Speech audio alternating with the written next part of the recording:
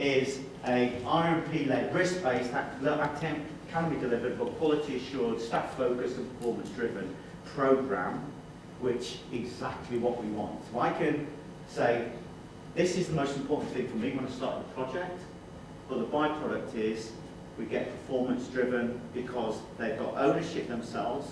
We've got cultural change because instead of them booking on a course and we have massive inefficiencies, so we used to have an over-provision on our training courses. Now we don't have to do that. They have to take responsibility themselves, and they wanted that responsibility, and that's the feedback we got. And they don't want to spend time filling in paperwork. So the recording system is that history tab. So all our objectives in a lockdown cupboard, in a darkened room. The training is programmed for that station.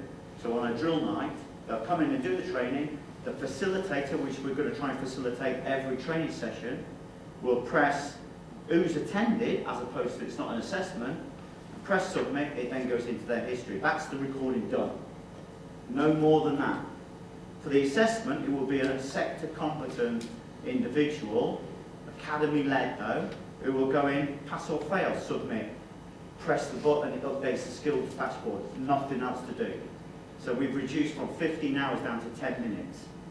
And for our workforce and the challenges we face, that was a major step forward for us. And that's why we've had the buy-in as well. Any questions? That's it.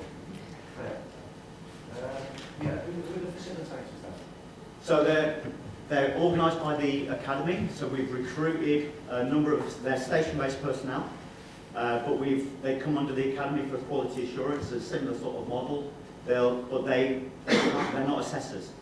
They will there to facilitate the coaching and mentoring, make sure our people come in and they can get the best out of that session. So for example, I could be that as a flexi-duty officer as well. So I went to Axminster, which is in East Devon, and we did an RTC, so I got the material off the site. We ran about a 20-minute max or less than that, just to update on risks and hazards associated with RTCs. And then we went and did a practical. It's all focused on the practical. I'm making sure that we get the maximum out of the session. That's what the facilitator does. Making sure we're using the systems properly and recording it just by pressing a button who's attending.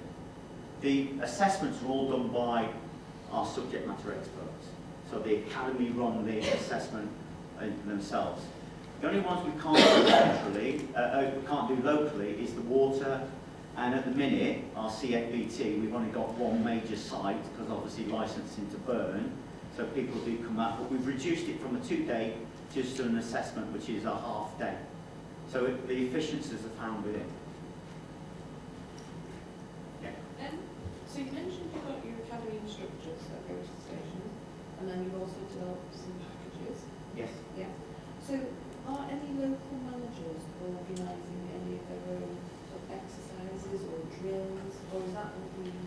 So what we've said is, well, obviously we've built some flexibility to the programme. I've not said that bit, but we 100% programme.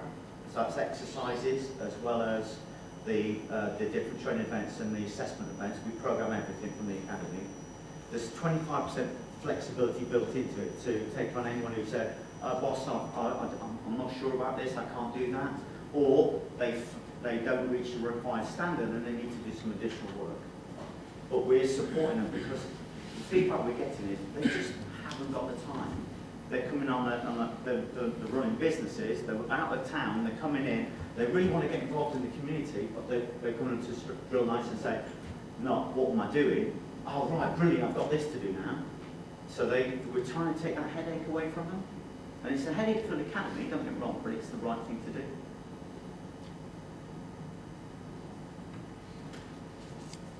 Did you inbuild and in-house your ICT systems, or did you? We've been through various iterations. The last system we built, we paid for it by an external company, and I'm not going to mention the company because it's not fair, but I would say is, as in any ICT development, their vision may be different to yours. So to complexity, say, look at what it can do. I don't want it to do that. So when I started off this one, I had a really small team, And the focus was, my vision is I want an Apple. And at the end of this 3-year process with my apps, because I wanted to use technology, I'm going to finish off with an Apple, not a bunch of bananas. Because that's what tends to happen. And during that journey, the political influences that was coming in, I risk and insurance said, oh, it can do driver checks. Yes, it can. But it's not now. We're going to finish off with an Apple, get it working, embed it into the service, because we did it in an agile development as opposed to a waterfall type of approach, where you're going to give, that's the finished product. But it's out of date and it doesn't work. So this is future-proof, and it also will take into account support departments. We're already starting the next thing we're going to build in. We haven't got logbooks anymore for our recruits, so the recruits can change the frequency, so we can look at that low frequency high consequence event. So that's the next iteration as well. Not every station will have the same program, because if you're a new person as well, you might need more training, more frequent assessment, and we can change that for bespoke for you as an individual based on your role and location. And we can do that now, and that's what we're moving to. On the first, I said, people are doing that because you never know, because the cultural changes required within a service is huge, with the financial pressures that are coming on, and certainly for an area the size that we have, to get round 85 stations is a challenge in itself. We just want to make sure it meets their needs, because we have troubles with, as all retained services do, with retention. So we have a transient workforce, and in fact we're going to find that with the whole time as well now.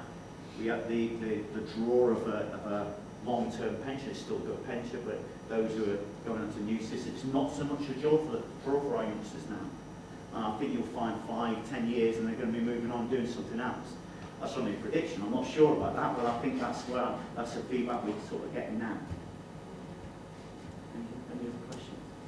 How do you increase your number of academy instructors? Have you managed to do that? We've found efficiencies by streamlining the management of the academy. So I'm just moving out of the academy, but we're reinvesting that money into other areas.